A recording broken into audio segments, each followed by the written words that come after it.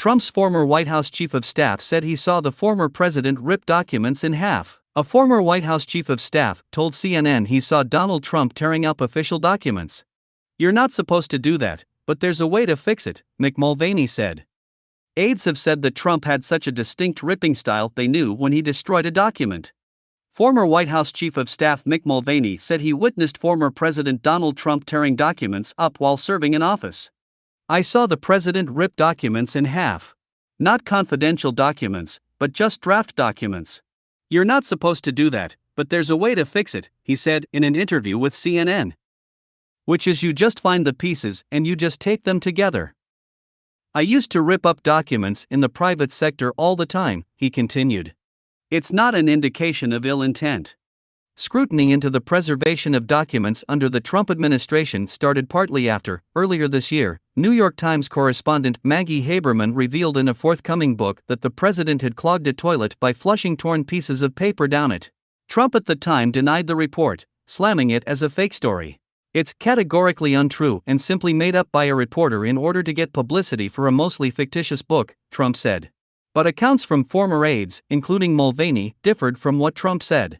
Former Trump administration aides instantly knew when a document had been torn by the former president, as Insider previously reported. Trump had such a distinct style of ripping that became familiar to his aides. He would tear each document twice, once down the middle horizontally and once vertically, leaving the paper in 4 quarters. When aides saw these documents torn up in this manner, according to the Post, they immediately knew Trump had done it.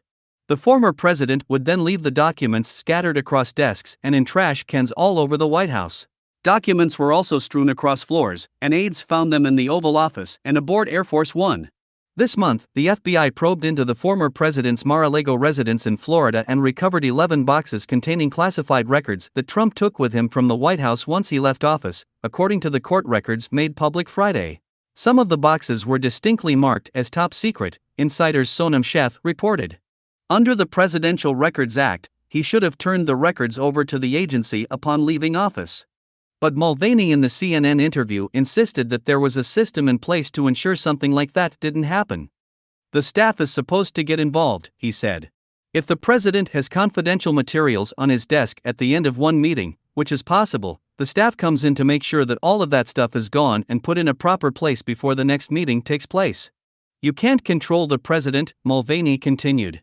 "The president is going to do what the president is going to do. But there are mechanisms inside every properly functioning West Wing to make sure the law is followed, documents are preserved, and the classified information is treated like classified information."